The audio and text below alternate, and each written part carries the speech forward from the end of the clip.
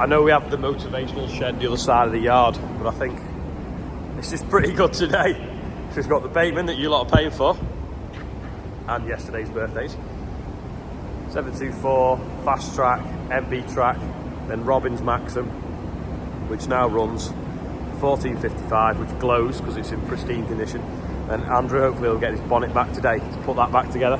Someone said yesterday in the video, why haven't we seen the 4955 running and heard it with the new straight pipe? Well, it's because it won't start with no fuel tank on it.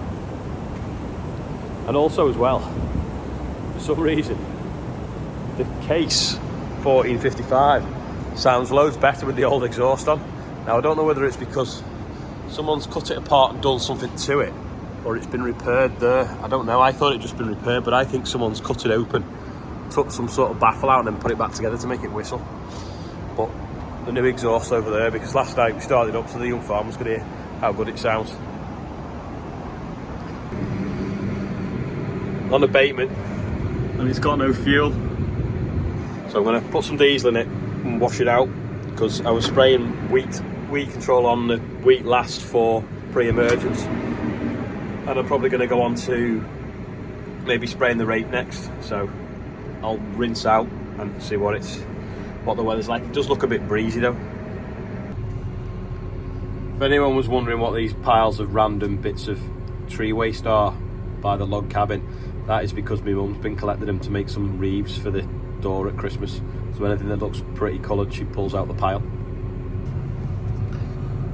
before it goes through the chipper. Yeah, so I'm sucking some water out of this tube into there, and then I've got a pump on as well. The valve turned that way to fill one of the wash tanks, because there's a wash tank at either end of this tank. So I'll fill it up and then I can triple rinse it. And then if we go on to spray and rape, I'm not going to damage it with a herbicide for the wheat. Or if we went back onto wheat, just putting manganese on, I won't have any traces of any herbicide in it at the same time. I did the other day when I finished off though, empty one of the wash tanks and rinse it sort of like once. Anyway, it's best to do it twice in case you do go on to oilseed rape. In the field now, I'm going to fold out, wash out, but I've suddenly realised I never did a time lapse of the booms opening up on the new sprayer, and I did one once on the old one about a year ago when there wasn't that many people watching the channel, so there's probably a good 20,000 odd of you that haven't seen a time lapse of the sprayer folded out, so I'll just do that now.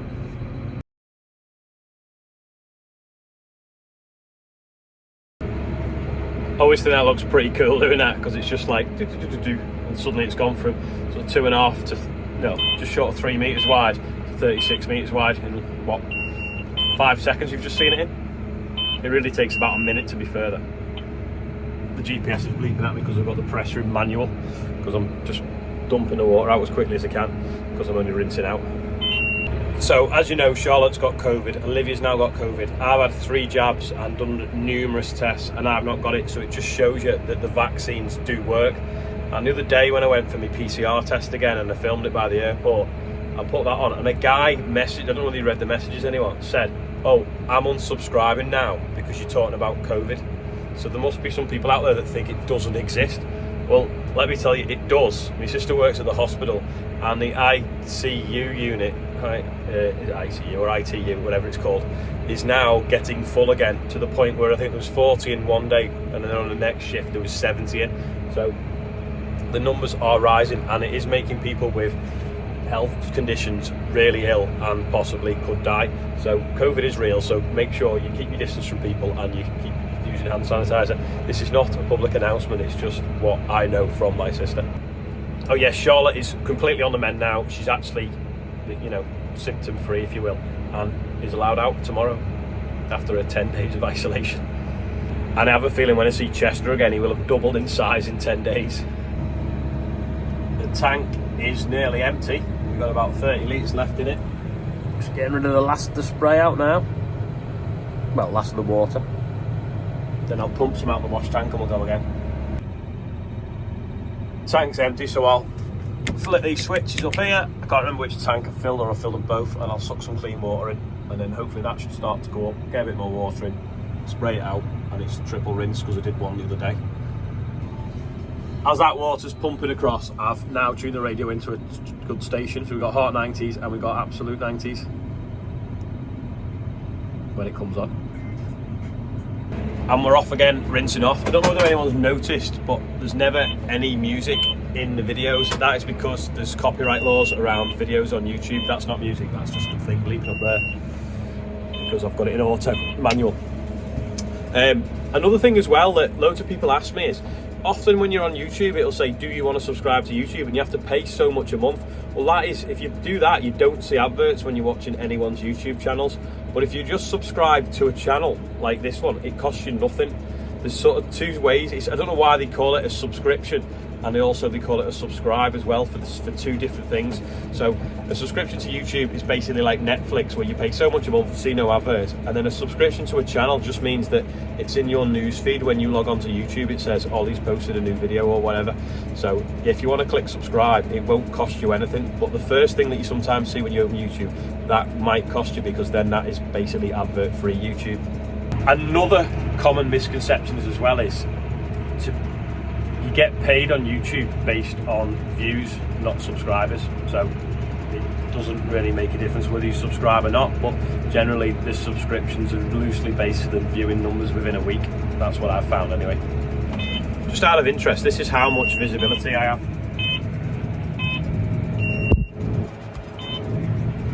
Completely wraps around the glass. Time to fold up and head back to the yard.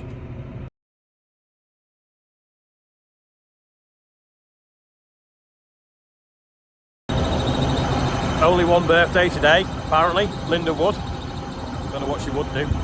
So happy birthday to you. And also, Alderson Young Farmers, like, can we have a shout out? Well, you can do, because there's not that many birthdays today. So there you go. Just about to climb on the combine, just take the battery isolator back on. But what we're going to do with it? We're actually going to do nothing with it. We're just moving out of the way to get the drill out from behind it. We're going to patch up where we've got a miss in a field. Sam's just pushing the wheels out on the drill. You have to be moving to do it. He's going to fold out, see what's in the hopper, see if there's enough to patch up the bit he missed. This is a field of wheat after potatoes, as you can see. Odd potato growing in it. Quite sandy ground, again, as you can see. A little bit of weed in it though, a bit of mayweed. Anyway, there was a miss where Sam was going around this tree somehow.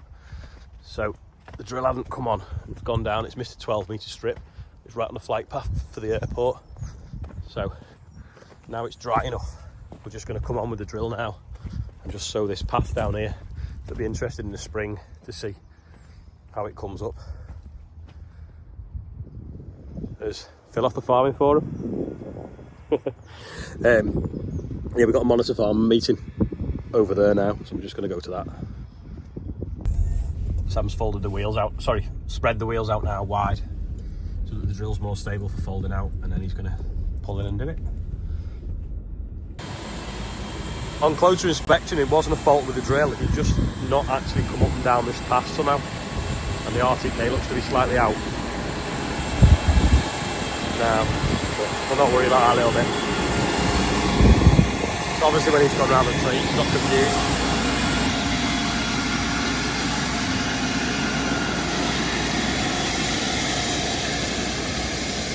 There we go. Kind of dished up that bit of it.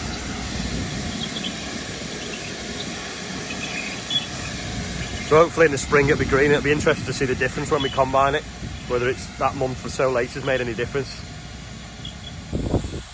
The problem is with a miss with a 12-metre drill, it's probably like an acre. There we go, job done. 2 minutes. Just dropping some kindling off for the hot tub at Brookhouse. Brookhouse Stay, if anyone wants to find it on Airbnb. I'll just wipe my feet. It's all clean, I think, ready for someone coming in tomorrow. So, kitchen, lounge. Light's been left on the well as well. It's all spick and span, ready to go. Looks like Frank's sat on top of the wall on the 22-ton Hyundai, just screening some of the topsoil. Lovely stuff coming out of it.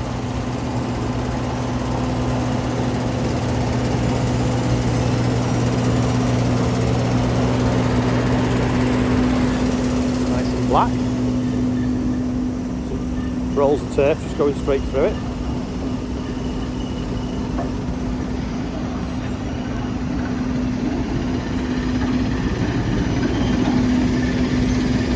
It's not screening that well because it's a bit damp. It's like if you left that a few weeks and put it back through, same with that, you get 80% of that back out of it and it'd end up in that pile. It's just coming up there now and shaking down. You see, can you?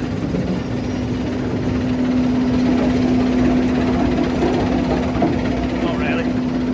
Can't reach it by enough.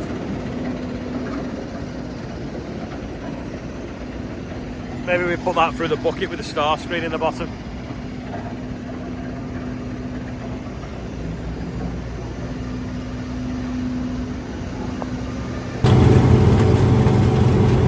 Chipper keeps cutting out and we think it could be the vibration, so we're like wobbling stuff.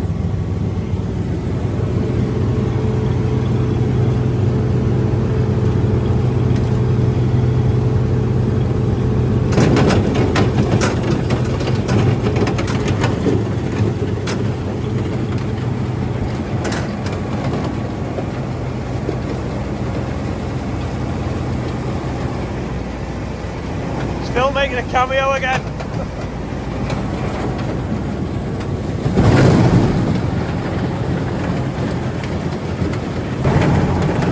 Waiting by the chipper now for it to go wrong to see if it's when a big log goes in or it vibrates or something. And it won't do it while we stood watching it. Yeah, yesterday it did it when I was the other side of it.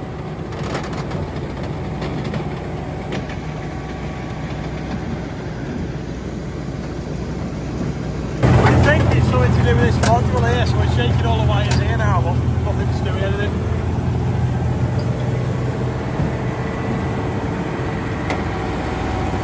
I really hate wood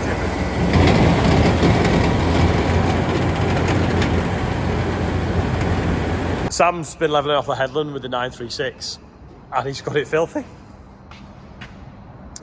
Why he didn't use the fast track, I do not know.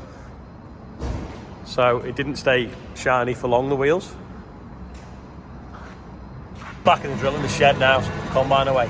It's days like this that you wish you'd heard that camera to try. That Bluetooth camera from the back of the drill. We'll have to get it out tomorrow and try it.